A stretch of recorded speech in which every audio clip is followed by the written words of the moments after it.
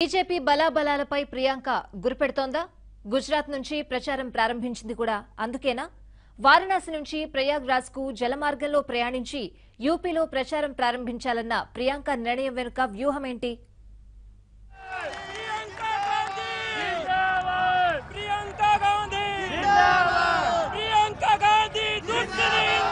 మోదీ ఇలాకాలో ప్రియాంకకు అదిరిపోయే response.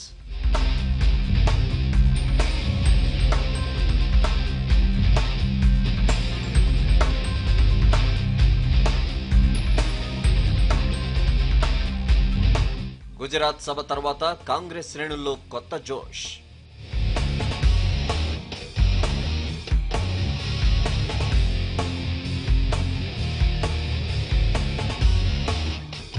BJP బలాబలాలపై Priyanka Gandhi గురిపెట్టారా?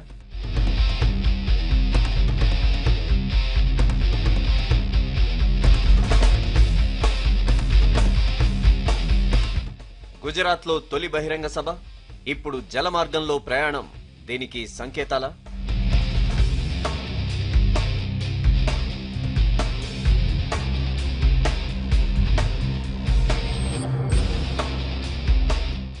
Modi ఇలాకా నుంచి కాంగ్రెస్ ప్రధాన కార్యదర్శి ప్రియాంక గాంధీ వాద్రా ఎన్నికల ప్రచారాన్ని ప్రారంభించారు. గాంధీనగర్లో జరిగిన బహిరంగ సభలో అదిరిపోయే రేంజ్ స్పీచ్ తో అదరగొట్టారు. అనుకున్న దానికి మించి సభ సక్సెస్ అయింది. ప్రియాంక ప్రసంగం పూర్తవగానే సభా ప్రాంగణం మొత్తం హోరెత్తిపోయింది. దీంతో కాంగ్రెస్ శ్రేణుల్లో ఇప్పుడు కొత్త ఉత్సాహం కనిపిస్తోంది. గుజరాత్ సభ సక్సెస్ తో ఇప్పుడు ప్రియాంక సరికొత్త వ్యూహాలు రచిస్తున్నారు. బీజేపీ బలం అనుకున్న ప్రతి విషయంపై గురిపెడుతున్నారు. మోదీ షా ద్వయానికి అదిరిపోయే షాక్ ఇవ్వాలని ప్లాన్ చేస్తున్నారు.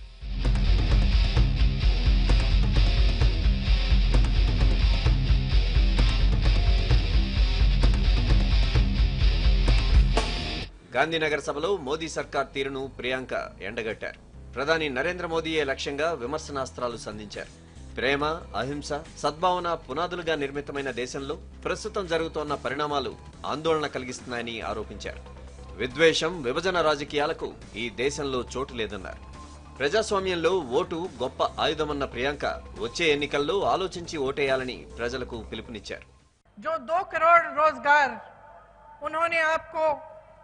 जिनका उन्होंने आपको वचन दिया था, वो रोजगार कहाँ है? उनसे पूछिए कि जो 15 लाख आपके खाते में आने थे, वो 15 लाख कहाँ गए?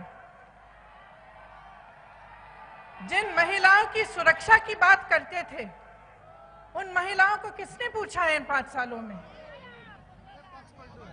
सही सवाल करिए इस चुनाव में। आगे आने वाले 2 महीनों में आपके सामने तमाम मुद्दे उछाले जाएंगे। आपकी जागरूकता ही इस देश को बनाएगी कि इस देश की फितरत क्या है। इस देश की फितरत है कि जर्रे जर्रे में सच्चाई ढूंढ के निकालेगी। इस देश की फितरत है कि नफरत की हवाओं को प्रेम और करुणा में बदलेगी। కొద్ది రోజుల కిందట ప్రియాంక గాంధీ వాద్రా క్రియాశీలక రాజకీయాల్లోకి అడుగుపెట్టారు. కాంగ్రెస్ పార్టీ ప్రధాన కార్యదర్శిగా నియమితులయ్యారు. అదే సమయంలో అత్యంత కీలకమైన ఉత్తరప్రదేశ్ తూర్పు ప్రాంత ఇన్ఛార్జిగా బాధ్యతలు చేపట్టారు. ఆ వెంటనే ఉత్తరప్రదేశ్లో 4 రోజుల పాటు పర్యటించారు. పార్టీ శ్రేణులతో సమావేశమయ్యారు. వారికి దిశానిర్దేశం చేశారు. పూర్తి స్థాయి రాజకీయాల్లోకి రావడంతో లోక్సభ ఎన్నికల్లో పోటీ చేయడం కూడా లాంఛనమేనని భావించారు అంతా. దీనికోసం ఉత్తరప్రదేశ్ లేదా మరో రాష్ట్రంలో లోక్సభ స్థానాన్ని ఎన్నుకుంటారని అనుకున్నారు. వాటన్నింటినీ పటాపంచలు చేస్తూ ప్రియాంక గాంధీ నిర్ణయం తీసుకున్నారని పార్టీ వర్గాలు చెబుతున్నాయి.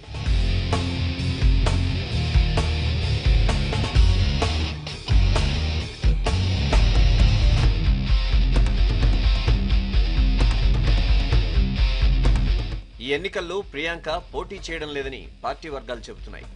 పూర్తి స్థాయి దృష్టిని ప్రచార కార్యక్రమాల మీదే ప్రియాంక పెట్టారని పార్టీ నాయకులు అంటున్నారు.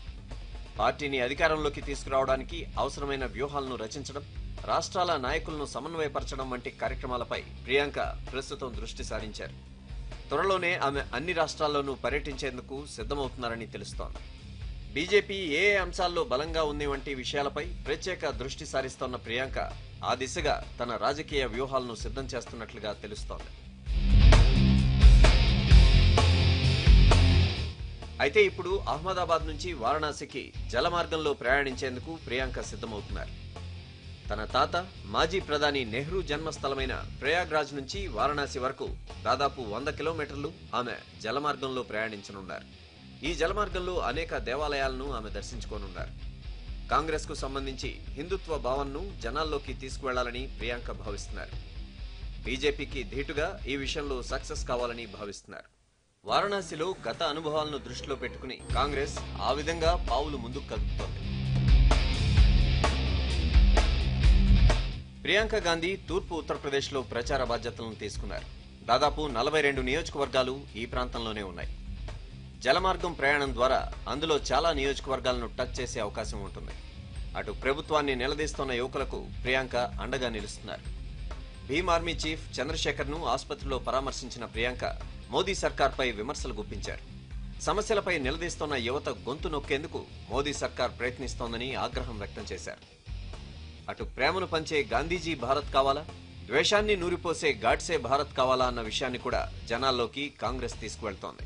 ప్రతి ప్రచార సభలో మోదీ, షా కాంగ్రెస్ పై విద్వేషం చిమ్ముతూ ఉంటే కాంగ్రెస్ మాత్రం భిన్నమైన పార్టీ అని జనాల్లోకి తీసుకువెళ్లేందుకు ప్రియాంక సిద్ధమవుతున్నట్లుగా కనిపిస్తున్నారన్న అభిప్రాయాలు వినిపిస్తున్నాయి.